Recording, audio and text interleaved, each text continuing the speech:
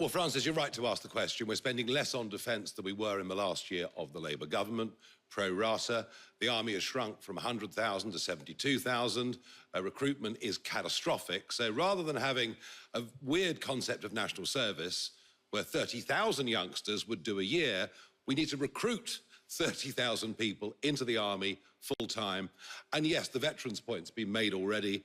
Respect our veterans, including those with the average age of 100 who were deserted by the Prime Minister in Normandy yesterday, which I think was a complete and utter disgrace and shows us we actually have a very unpatriotic Prime Minister. It was dreadful. But Penny Mordaunt, can you respond to that? Rishi Sunak leaving the D-Day commemorations before the end of the day? What happened was completely wrong, and the Prime Minister has rightly apologised for that, apologised to veterans, but also to all of us, because he was representing all of us. I'm from Portsmouth. I've also been Defence Secretary, and my wish at the end of this week is that all of our veterans feel completely treasured. And I'm hoping tonight to convince you of some things that are important to them, important to their legacy. And I couldn't do that if I wasn't straight with you on that issue. Would you have left D-Day early?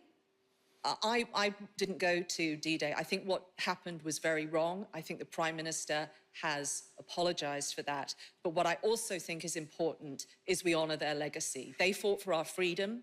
Unless we are spending the right amount on defence, we can't honour that legacy. The baseline for our equipment programme is 2.5%. If you're not committed to spending that over the period it needs to be spent, you are not funding defence. And I have to just mention also, the cornerstone of our defence is our nuclear deterrent. And you need more than submarines, sailors and warheads to deliver that. You need credibility. And it's too late for Labour on credibility. Angela Rayner voted recently, along with the guy that wants to be your Foreign Secretary and half the Labour front bench, to end our nuclear deterrent. If you're doubting that they would use that force, and she might be Prime Minister in 4 or 5 years' time, if you are doubting that she or David Lammy or Keir Starmer would use that, imagine what Putin is thinking. Without credibility, we become a target. If we become a target, you are less safe. It's too late for this generation of Labour politicians. That credibility is shot. Do not vote these people in. Angela Rayner, would you like to respond to that? Penny, you can keep pointing at me, but you're the party that have cut the armed forces, crashed the economy and left us in a real mess. Keir has been absolutely clear. I am absolutely clear. We will keep our nuclear deterrent and we will invest in it into the future. It doesn't matter what you're prepared to spend. Clear on that. It doesn't matter how many submarines you stand next to and have your photograph taken.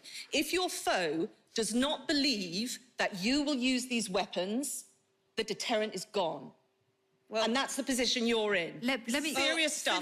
This is what will happen if you elect these people. We've become a laughingstock internationally because of your party. Keir Starmer has changed the Labour Party. We're very clear on our #1 priority is to protect our. Let me bring in some more parties on this question.